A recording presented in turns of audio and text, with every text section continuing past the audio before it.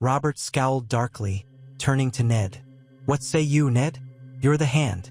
You think we should let him walk free after everything we've heard?" Ned's voice came tight with anger. "I think Jon Arryn deserves justice.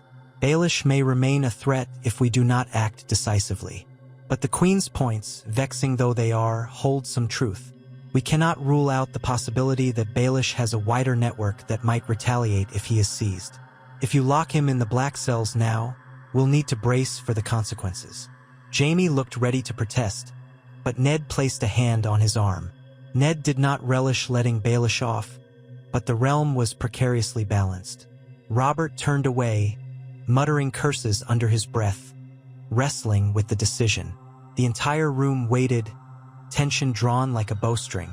Finally, Robert spun back to face Baelish, jabbing a thick finger at him. "You are confined to the Red Keep. You will not leave the castle grounds until we have a final verdict. I'll have men of my choosing guard you day and night. If you so much as try to slip away or pen some secret letter that undermines the realm, I'll have your head. Do you understand me?" Baelish bowed, though a hint of wry satisfaction touched his lips. "I hear you, Your Grace. I shall remain in the keep at your disposal. Allow me to prove my innocence by continuing to serve you and the realm." The watchmen looked bewildered as the king dismissed them with a curt gesture. The tension in the room eased only slightly. Ned could feel the frustration simmering in Robert, who likely wanted to strike Baelish down that very moment. Yet, with everyone else urging caution, the king allowed the Master of Coin a semblance of freedom. Baelish's manner was infuriatingly serene, as though he had just deflected a minor inconvenience. When Robert stormed out, slamming the door behind him, the others scattered. Cersei swept away, posture rigid, while Pycelle ambled after her, muttering about protocol. Renly slipped out behind them. Varys disappeared in a swish of robes, leaving Ned and Jaime alone with Baelish. Ned glowered. "You won't escape justice forever. The Watchman's testimony, Lady Lysa's words, eventually it will be enough to damn you." Baelish offered a mild shrug. "If my guilt can indeed be proven, Lord Stark, then I will accept whatever fate the king decrees. But I have faith that I will be exonerated in the end." Jaime stepped closer, voice low with menace. "If you try any tricks, I'll personally see that no cell in this keep can hold me back from tearing your throat out." Baelish gazed at Jaime with disconcerting calm. "Sir Jaime, your threats hold little meaning. The king's order is clear, and so is my compliance. The realm needs me. Rest assured, I will not do anything rash." Ned and Jaime departed without another word. They walked in tense silence through the winding passages of the Red Keep. Outside, the bright morning had given way to swirling clouds, the sky threatening rain. Ned's mind whirled with the implications of Baelish's partial confinement. The Master of Coin retained all the advantages of proximity to the king, all the power of his office, yet was under watch. It was a half measure at best, a compromise that satisfied no one. Once they were certain Baelish was out of earshot, Jaime turned to Ned. "This is madness. Baelish is cornered, yet we let him keep his post. He'll use the finances of the realm as a weapon." Ned nodded. "I know. Robert is torn. The Queen is playing it carefully, and we cannot deny that the city might descend into chaos if the Master of Coin is thrown in a cell on half-proof." He paused, jaw tightening. "We must keep gathering evidence. If Lady Lysa can be persuaded to come here, or if she sends more explicit testimony about the night Jon died, we'll have enough for a trial." Jaime ran a hand through his golden hair, agitated. "Or Baelish might orchestrate another distraction. He's hinted at knowledge of something else Jon Arryn discovered. Something to do with the royal lineage. He's threatening the king with that, as well as with financial chaos." Ned felt an uneasy memory surfacing, the suspicion that Joffrey and his siblings were not Robert's children. Perhaps Jon Arryn discovered this truth, and that was the real reason for his murder. Baelish had been cunning enough to exploit it. It meant he could always hint at revealing that secret if cornered, unleashing a crisis that would overshadow any investigation into Jon's death. The notion made Ned's stomach churn. If Robert learned the children were not his, the entire realm could erupt. Jaime stared at Ned, brows furrowed. "You've gone pale. Are you thinking about what Baelish implied?" Ned hesitated. Jon Arryn might have discovered something that threatened the throne. That could be the reason for his death. Baelish could be using it as leverage right now. One word from him, and the king's line is called into question. Jaime's jaw tensed, but he said nothing. Ned wondered how much Jaime suspected about Cersei's children. Over the years, rumors had swirled, though seldom spoken aloud. Jaime was known to be close with his sister, scandalously so. The truth had always hovered on the edge of rumor and taboo. Jon Arryn's final whisper, "The seed is strong," resonated in Ned's memory. Could that have been a cryptic reference to House Baratheon's dark hair always passing down to its offspring? Joffrey was famously golden-haired. Ned forced the thoughts away. This was not the moment to pick that fight, not when Baelish was the target and a more direct suspect in Jon's actual murder. The two men agreed to meet later with Varys, to strategize how best to guard against any mischief from Baelish and to ensure Lady Lysa might still come forward. For the moment, they parted ways. Jaime went to find the king, who had retreated to his favorite pastime of drinking and raging about boars, while Ned sought the quiet of his newly assigned offices in the Tower of the Hand, where he hoped to gather his composure. Catelyn Stark was there when Ned arrived, seated by a tall, arched window, anxiety written across her delicate features. She rose at once when she saw him, glancing behind him as if expecting dire news. She had arrived from Winterfell a day earlier, still unsettled by the shift of events, uncertain how to help her husband in this hornet's nest of King's Landing politics. He embraced her wearily, then explained what had transpired that morning. The confrontation with Baelish, the partial evidence, Robert's decision to confine the Master of Coin within the castle. Catelyn's lips tightened. She had once known Peter Baelish in her youth, having grown up as fosterlings together in Riverrun. But that young, impetuous boy was gone. Now he was a master of deception who had possibly arranged the death of her brother-in-law, sowing chaos in both the Vale and the capital. Catelyn said, "I still can't fathom it. Peter is cunning, yes, but to kill Jon Arryn, why would he go so far?" Ned sank into a chair. "He's always had ambitions." He whispered into Lisa's ear, manipulated her fear, and used her to send that letter accusing the Lannisters. By the time we discovered the truth, Jon was already dead. He stands to gain from chaos, from dividing great houses. Perhaps it's part of some larger plan to rise even higher. He's the sort who thrives on disorder.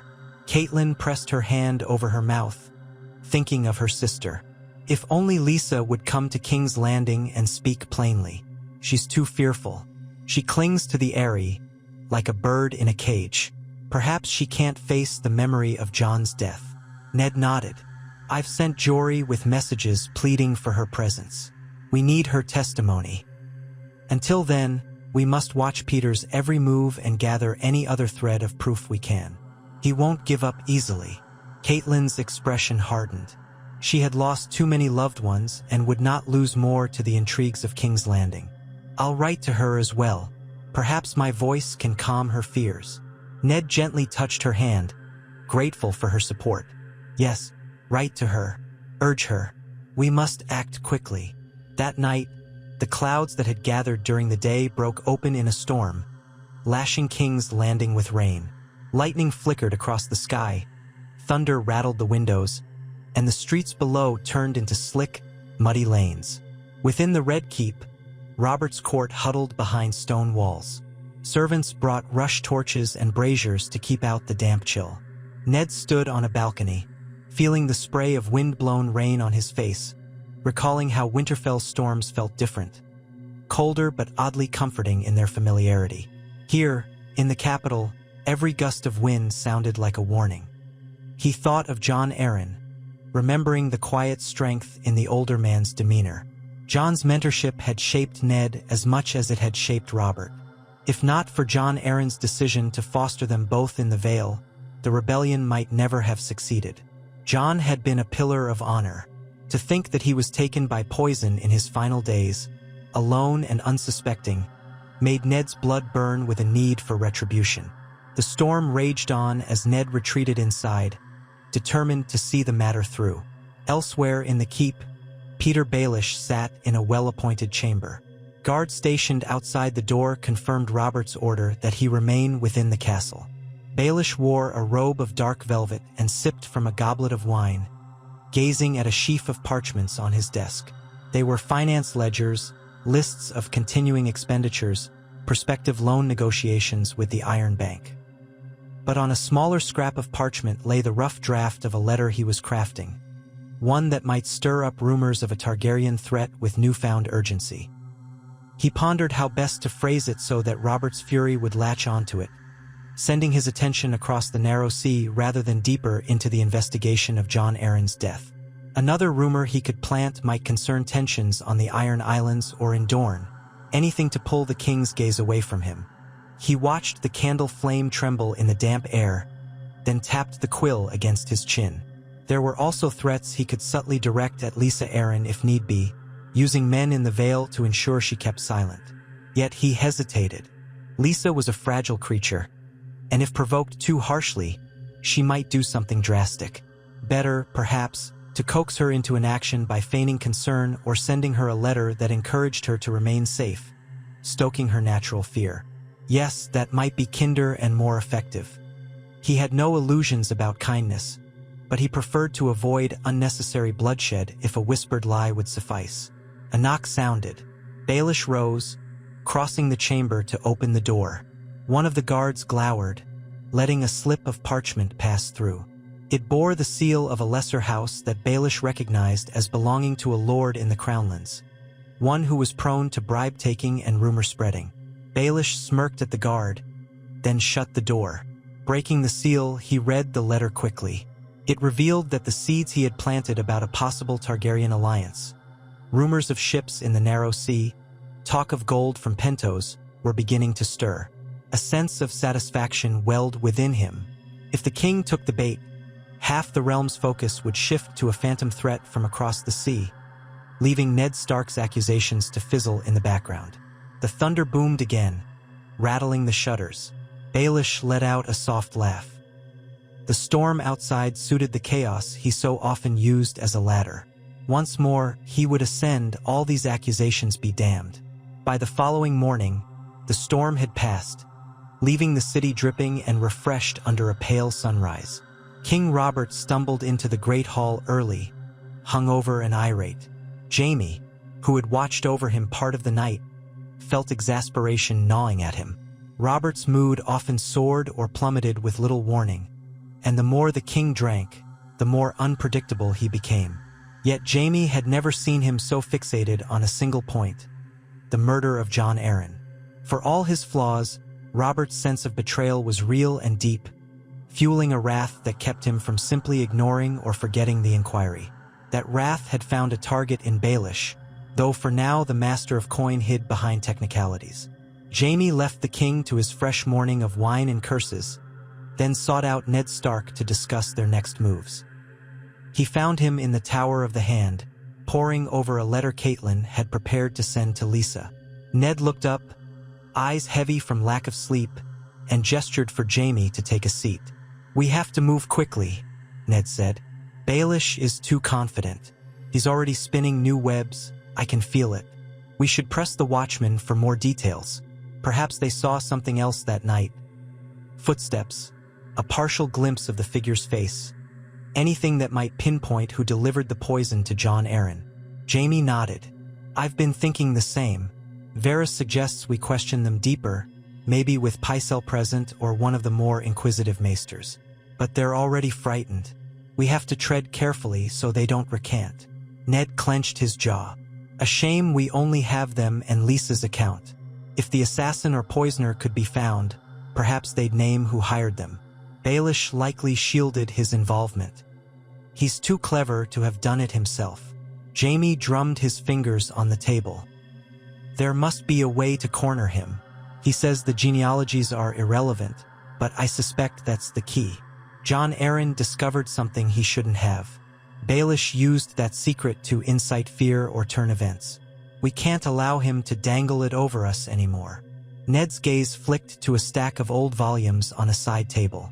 He had borrowed them from the Royal Library, genealogical tomes listing the traits and marriages of various noble lines. "I've been reading these," he said quietly. "They detail the Baratheon line, the Targaryen line, the Lannisters, and so on. Jon Arryn was known to read them before he died. Perhaps he found an inconsistency." Jaime frowned. "And if you find the same inconsistency, what then?" Ned hesitated. "If it is what I fear, it would strike at the very legitimacy of Robert's children. That could tear the realm apart. Yet we may not have a choice. If that secret is what got Jon killed, we need to use it. Maybe not publicly, but to force Baelish's hand." Jaime's discomfort was plain, though he tried to hide it. "Use it carefully. If you upend Robert's view of his heirs, the king might go mad. If you accuse the queen, it will be war." Ned sighed. "I know, which is why I move slowly. But Baelish is outmaneuvering us. If the only way to catch him is to reveal what Jon uncovered, then we must consider it." Jaime rubbed his forehead. "Let's see if we can gather more direct proof of Baelish's involvement before we resort to the nuke of an incest accusation. For all we know, that might be a separate matter or only half-true. Baelish might be inflating rumors for his own gain." Ned nodded in agreement, though he sensed the truth was close at hand, a puzzle piece waiting to be slotted into place. "I'll keep reading," he said. "Tonight we question Giles and Dawes again, see if they recall anything else. Then soon we confront Baelish with everything we have." As Jaime prepared to leave, the door to Ned's solar opened. Sansa entered, head lowered, followed by Arya, who looked to be in one of her bristling moods. They both paused upon seeing the Kingslayer. Sansa tried to curtsy but was clearly flustered, while Arya scowled openly. Jaime offered them a polite nod and excused himself, striding into the hallway. Ned turned to his daughters, faintly amused despite the grim nature of the day. "Sansa, Arya, what brings you here so early?" Sansa, eyes wide, said, "Father, the Queen wishes to see me again this afternoon. She wants to discuss the betrothal." "I'm nervous." Arya folded her arms. "And I don't want to do needlework with Septa Mordain. So boring. Can't I practice with Syrio instead?" Ned gave them a weary smile, wishing he could focus solely on their upbringing without the shadow of murder and politics hanging over him. He assured Sansa that she need only be polite and honest, and the Queen's interest in the betrothal would likely be mild pleasantries. Privately, Ned suspected Cersei might also be trying to sense how close the Starks were to discovering her secrets, but he kept that worry to himself. As for Arya, he relented enough to say she could have 2 hours of practice with Syrio Farrell, but must still attend her lessons with the Septa afterward. Arya made a face but did not argue further. He knelt, placing a hand on each daughter's shoulder. "My girls, these are tense times. You must be cautious in what you say and do. I don't want either of you hurt." Arya cocked her head. "Is something bad happening, Father? I heard men saying Lord Baelish is under guard." Sansa nodded anxiously. "Yes. Everyone's whispering about the murder of Lord Arryn. Is that why so many guards are about?" Ned sighed. "The city is uneasy. We are seeking answers, that is all. Trust me, you'll be safe. Just remember to conduct yourselves well." Sansa mustered a small, brave smile. Arya still looked wary, but she nodded. They left soon after, leaving Ned alone to brood over the genealogical tomes once more. He picked one up, flipping through pages that listed House Baratheon's traits over centuries. Nearly every Baratheon child was described as dark-haired, dark of eye, or with strong, robust features reminiscent of the Stormlands. None were fair-haired. Thoughts swirled about Joffrey's golden hair. Ned rubbed his temple. The pieces of the puzzle were unsettlingly clear.